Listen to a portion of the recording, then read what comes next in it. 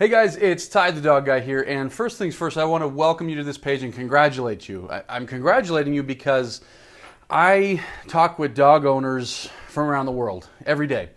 And so many dog owners want something better, but they never put forth any effort. And so, I mean, just the fact that you've opted in here, you're looking for more information, you're ready to learn, you're willing to learn is awesome. And so I'm not going to let you down.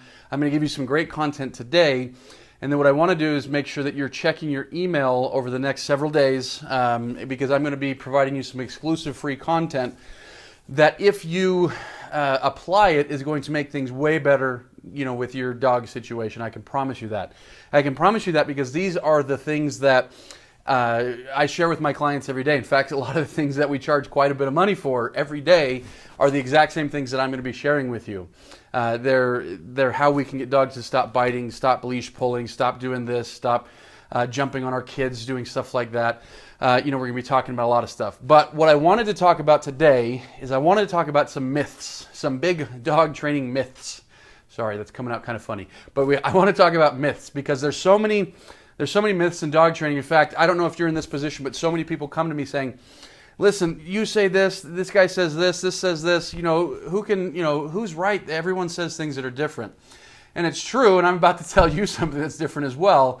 But there are a few myths that it's really important to understand. And so in order to really understand some of these myths, it's important to go back a little ways. Now, pay attention here because like I say, even though I'm going back 50, 60, 70 years, this is going to apply a great deal to your dog today. Because 50, 60, 70 years ago, what were dogs? They lived in the backyard. They ate scraps that folks threw to them. They weren't necessarily a member of the family. They were just kind of there, right? I mean, people loved them, of course, but they weren't like necessarily professional dog trainers or anything like that. And so, and if you remember the dog training style, and maybe not remember, but if you've been told about the dog training style, you know that it was pretty harsh. We're talking dogs that, dog pees in the house, you rub his nose in it. Dog, does something wrong, you swat him, you spank him, you yell at him, stuff like that. And not only was this, accepted, this is what dog owners told their friends and other dog owners to do, and even the few dog trainers that were around at the time, this was kind of the method. It was acceptable, it was done, this is how training dogs was. It was harsh, it was over the top, there was a lot of physical punishment and things like that. Now let's fast forward here. Here we are in the teens, the 2000 teens.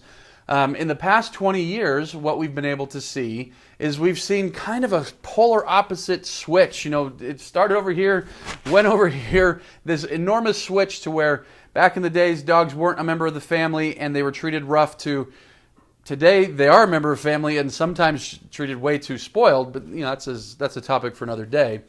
But a lot of things have changed and a lot of them for the good. A lot of good things have happened and that's great.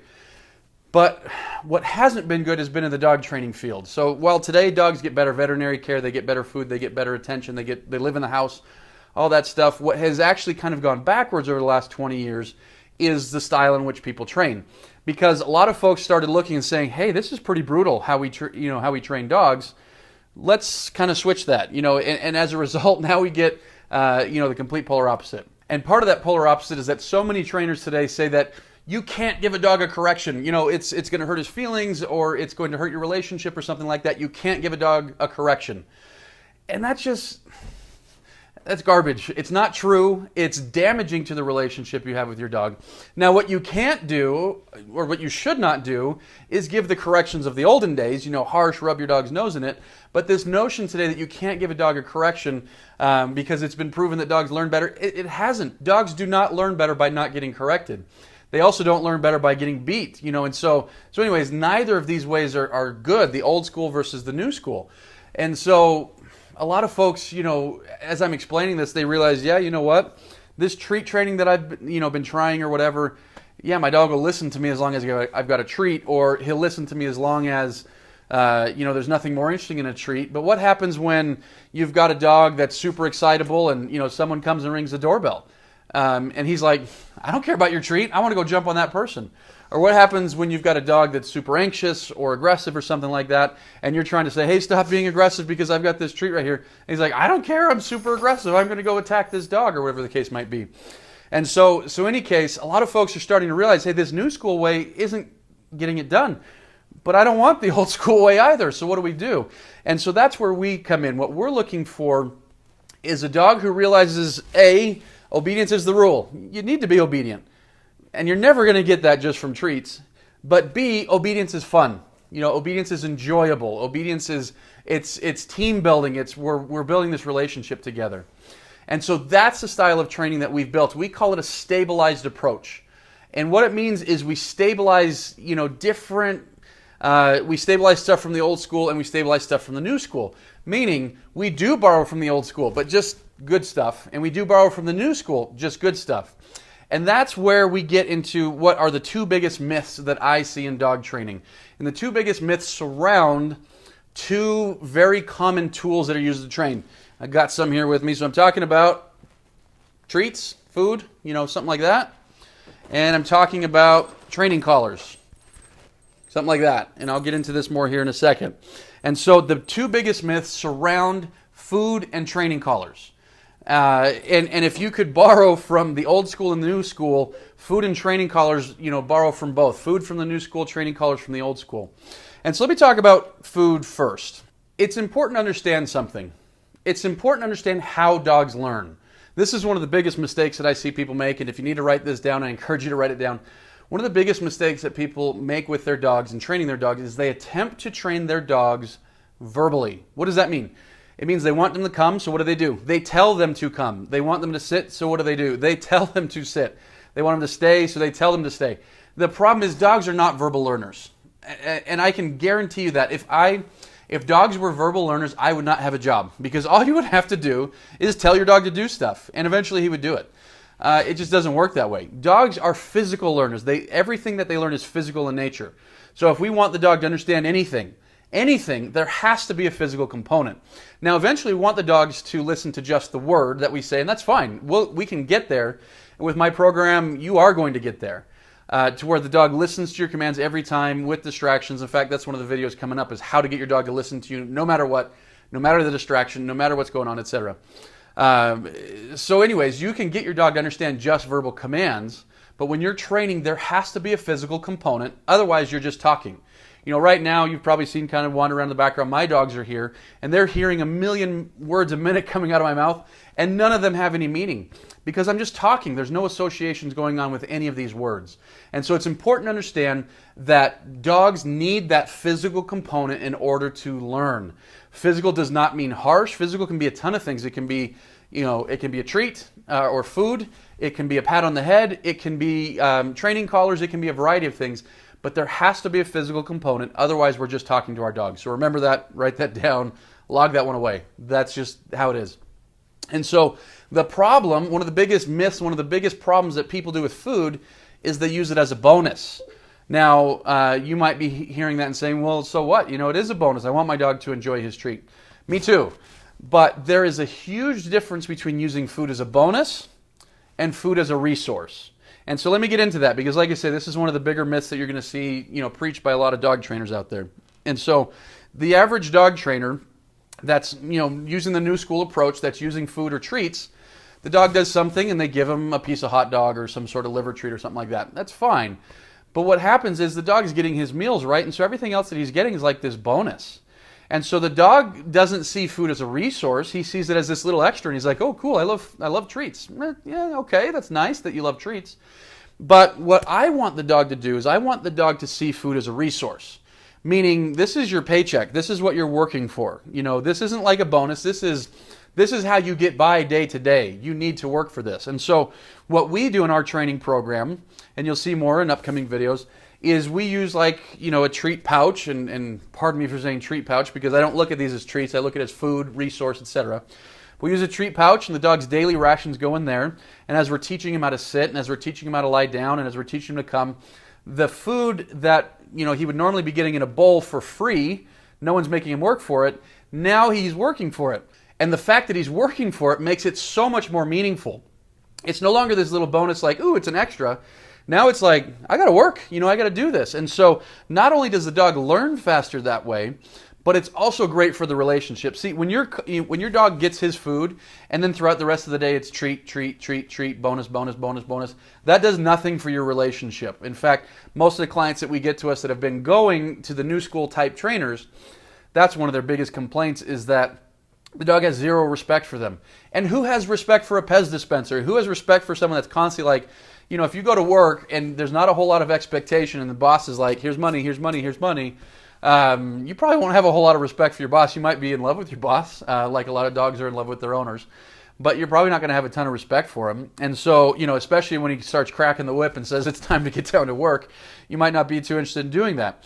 And so it's important to understand that food, and this is really cool, really interesting, that food can be two things. It can be something that actually doesn't help the relationship, in some cases hurts the relationship, and if it's used just a little bit different, when it's used as like, this is your daily rations, you're working for this, boy, it takes on a whole new meaning into where we see respect and we see calmness and we see a lot more stuff come in. And so again, I wanted to dispel that first myth about food. There's trainers that say, if you're not using food, it's not humane. Not everyone in our program uses food because not every dog is food motivated, and that's fine. But for those that do use food, we don't use it like a treat. We use it as a resource, and that's huge. That's big, and hopefully that's resonating with you, and hopefully you're seeing the big difference there, because it's an enormous difference that makes a big difference in whether or not you're going to get over that aggression problem or that jumping problem or that digging problem or whatever, is when your dog sees you in that leadership role of someone to work for. That's awesome. So food can help that, or food can even hurt that.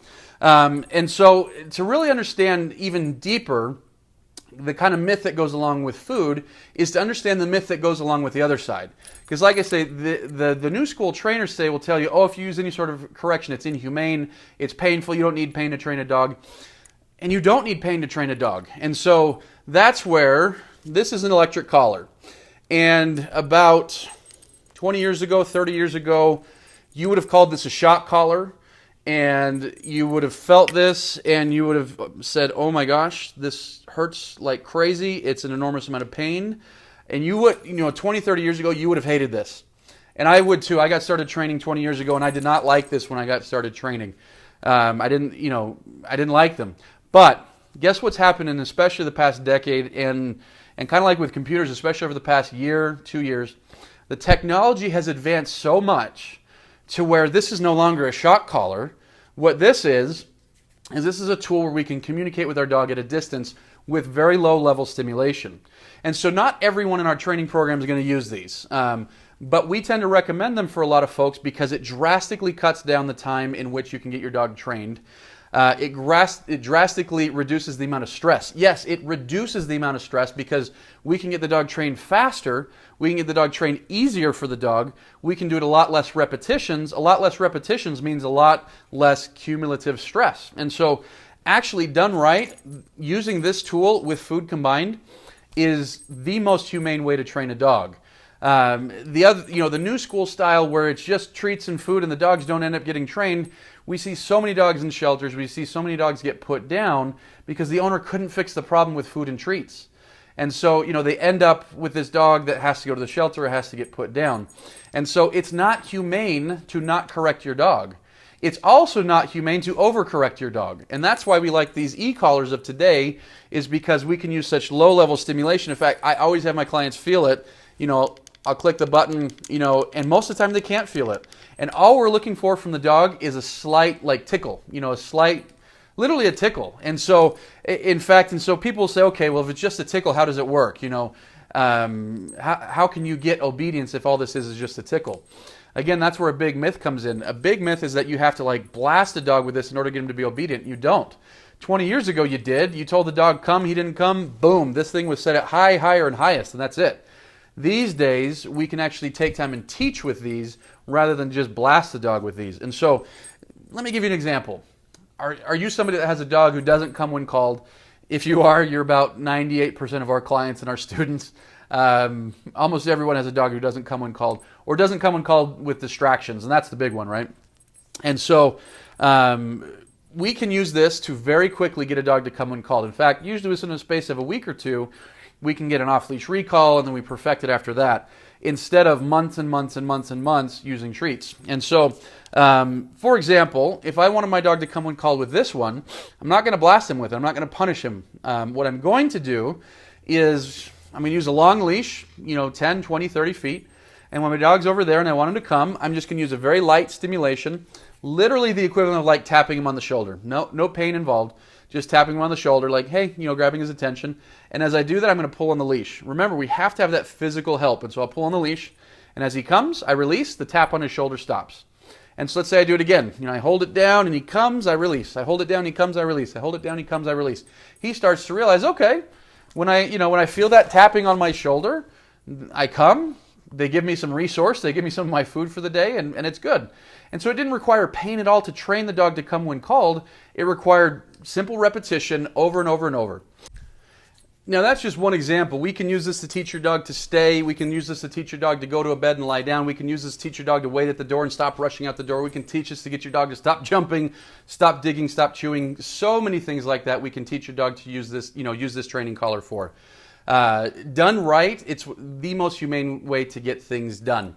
It's important to understand that done wrong, and that's why I want you to keep watching our videos, because you can't just pick this up and start hitting buttons. There's a lot of psychology that goes behind this. But if you do it right, you pair it with food, you're going to be in great shape, and you're going to have a dog that's not only getting trained, but getting trained happily and getting trained at a level that you just cannot get with old school and you just cannot get with new school. So again, not all of our clients and not all of our students are going to use the e-collar, but for those that do, it's a way to get, to cut to the front of the line and get there faster, easier, more completely to a higher level. So I hope I've been able to dispel some of these myths for you. I recommend that you keep watching these videos that we're going to be sending. I'm going to give you a ton of great information over these coming days. And if you have more interest in understanding what we do to fix a lot of problems and get great obedience, click on the link on this page, and I look forward to seeing you on the other side.